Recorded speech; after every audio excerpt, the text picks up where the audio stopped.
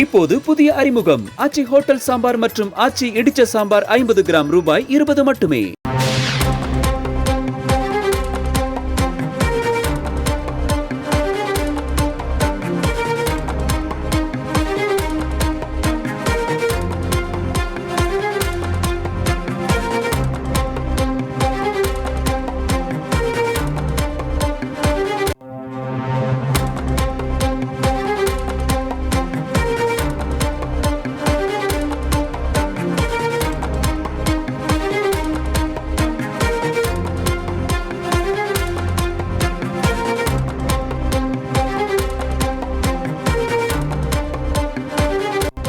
பிரதமர் இல்லத்தில் இன்னும் சற்று நேரத்தில் பிரதமரின் இல்லத்தில் தேநீர் விருந்து தொடங்க இருக்கிறது. இந்த தேநீர் விருந்தில் பிரதமருடைய இந்த 3வது அமைச்சரவையில் இடம்பெற போகக்கூடிய அமைச்சர்கள்லாம் வர இருக்கிறாங்க. அவர்களுக்கு பதவியேற்புக்கு முன்னதாக பிரதமர் தேநீர் விருந்து அளிக்கிறார். இதன் மூலமாக யாரெல்லாம் அமைச்சரவையில் பங்கேற்க போகிறார்கள் அப்படின்ற தகவல்கள் தெரிய வரும். இந்த நிகழ்வில் தமிழ்நாட்டிலிருந்து பாஜக மாநில தலைவர் அண்ணாமலைக்கு அழைப்பு, அதனால் அவர் மத்திய இணையமைச்சராவதற்கான வாய்ப்பு பிரகாசம் அப்படின்னு தெரிகிறது. தொடர்ந்து செய்தியாளர் ரமேஷ் கூடுதல் விவரத்தோடு இருக்கிறார். ரமேஷ், இன்னும் சற்று நேரத்தில் பிரதமர் இல்லத்தில் இந்த தேநீர் நிகழ்வு நடக்க இருக்கிறது. யாரெல்லாம் வந்திருக்காங்க, விவரங்கள்? பாஜகவை சேர்ந்த பல்வேறு மூத்த அமைச்சர்கள் பலரும் இந்த பிரதமருடைய இல்லத்தில் தேநீர் விருந்தில் கலந்து கொள்வதற்காக வருகை தந்துள்ளனர். JP நட்டா, அமித்ஷா, ஜெய்சங்கர், அஸ்வினி வைஷ்ணவ், நிதியமைச்சர் நிர்மலா சீதாராமன், நிதின் கட்கரி, ராஜ்நாத் சிங் உள்ளிட்ட பல்வேறு மூத்த அமைச்சர்களும் இங்கு பிரதமருடைய தேநீர் விருந்தில் கலந்து கொள்வதற்காக வருகை தந்துள்ளனர். இன்னும் சில பாஜகவினுடைய சேர்ந்த மூத்த அமைச்சர்களும் புதிதாக பதவியேற்க இருக்கின்ற அமைச்சர்களும் கூட தொடர்ந்து வருகை தந்த வண்ணம் இருக்கின்றனர். அதன் மூலம் இவர்கள் எல்லாம் மத்திய அமைச்சரவையில் இடம்பெற போகிறார்கள் என்பது உறுதியாகி இருக்கின்றது. நிதியமைச்சர் நிர்மலா சீதாராமன் கூட சற்று முன்னதாக அவருக்கு அழைப்பு வந்து அவரும் இந்த தேநீர் விருந்திலே கலந்து கொண்டிருக்கின்றார். ஜெய்சங்கரும் ஒரு 15 நிமிடங்களுக்கு முன்பாக அழைப்பு வந்து அவர் பிரதமருடைய இல்லத்தை சென்றடைந்திருக்கின்றார். எனவே இவர்களுக்கெல்லாம் அமைச்சரவையிலே வாய்ப்பு இருக்கும் என்ற தகவல் ஏறத்தாழ உறுதியாக இருக்கின்றது. இதில் இந்த முறை மத்திய நிதி அமைச்சராக நிர்மலா சீதாராமன் அவர்களுக்கு பதிலாக தற்போது ரயில்வே துறை அமைச்சராக இருக்கின்ற அஸ்வினி வைஷ்ணவ் அல்லது பியூஷ் கோயல், இந்த இருவரில் ஒருவருக்கு நிதி அமைச்சர் பொறுப்பு கிடைக்கும் என்கிற தகவல் கிடைத்திருக்கின்றது. ஏனென்றால் அஸ்வினி வைஷ்ணவ் அவர்களை பொறுத்தவரை ஒரு IIT முன்னாள் மாணவர். தற்போது வந்தே பாரத், நமோ பாரத் உள்ளிட்ட பல்வேறு ரயில்களை எல்லாம் அவர்தான் முன்னின்று மிக வேகமான தேர்தல்களில் செயல்படுத்தி வருகின்றார். அவர் மீது பிரதமருக்கு ஒரு பெரிய நம்பிக்கை கூட இருக்கிறது.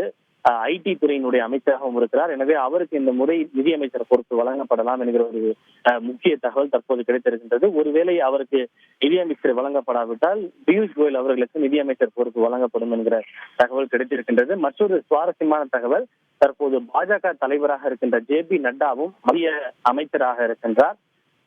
அவருக்கு இந்த மாதத்தோடு பாஜக தேசிய தலைவர் பதவி காலம் நிறைவடைய இருக்கிறது. எனவே அவர் அமைச்சரவையில் இடம்பெற இருப்பதன் மூலம் அவர் மீண்டும் பாஜக தலைவராக போவதில்லை.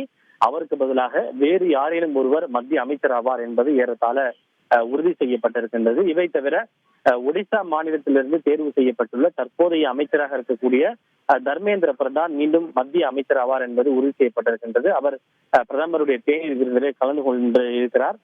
தற்போது ஒடிசா மாநிலத்தில் பாஜக ஆட்சியை பிடித்திருப்பதால் தர்மேந்திர பிரதான் ஒடிசா மாநில பாஜக முதல்வராக பதவியேற்க கூடும் என்கிற ஒரு பேச்சு அடிபட்டது. ஆனால் அது இப்போது இல்லை என்பது உறுதி செய்யப்பட்டிருக்கிறது. தர்மேந்திர பிரதான் மீண்டும் மத்திய அமைச்சராகவே தொடர்வார் என்பது உறுதி செய்யப்பட்டிருக்கிறது. ஒடிசா மாநில பாஜக முதல்வராக கிரீஷ் சந்திர முர்மு பதவியேற்பார் என்கிற ஒரு தகவல் தற்போது அண்மையில் கிடைத்திருக்கின்றது. கிரீஷ் சந்திர முர்மு ஒடிசாவை பூர்வீகமாக கொண்டவர், பழங்குடி இனத்தை சேர்ந்தவர். இந்தியாவின் கணக்கு தணிக்கை துறையினுடைய தலைவராக இருந்திருக்கிறார். CAG, controller auditor general of India சொல்லப்படுகின்ற CAG தலைவராக இருந்திருக்கின்றார். ஜம்மு காஷ்மீரினுடைய துணைநிலை ஆளுநராகவும் சிறிது காலம் பதவி வகித்திருக்கிறார். மிக முக்கியமாக பிரதமர் மோடி குஜராத்தினுடைய முதல்வராக பதவி வகித்த போது அவருடைய பிரின்சிபல் செக்ரட்டரி முதன்மை செயலாளராக அவர் இருந்தார் என்பது குறிப்பிடத்தக்கது. எனவே அவருக்கான வாய்ப்பு மிக அதிகமாக இருக்கிறது என்ற தகவல் கிடைத்திருக்கின்றது. இன்னொரு தகவல், ஜிதின் பிரசாதா அவர் உத்தரப்பிரதேச மாநிலத்தை சேர்ந்தவர்.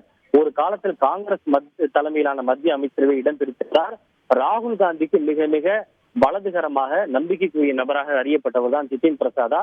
அதன் பிறகு அந்த ராகுல் காந்தியோடு ஏற்பட்ட கருத்து வேறுபாடு காரணமாக 2 ஆண்டுகளுக்கு முன்பு அவர் காங்கிரஸ் கட்சியிலிருந்து விலகி பாஜகவில் இணைந்தார். அவர் தற்போது உத்தரப்பிரதேச மாநில அமைச்சராகவும் இருக்கிறார். அவர் பிலிபிட் தொகுதியிலே போட்டியிட்டு வெற்றி பெற்றார். அவருக்கும் இந்த தேநீர் விருந்தில் கலந்து கொள்ள அழைப்பு விடுக்கப்பட்டது. எனவே அவரும் தற்போது அமைச்சராவது ஏறத்தாழ உறுதியாக இருக்கின்றது.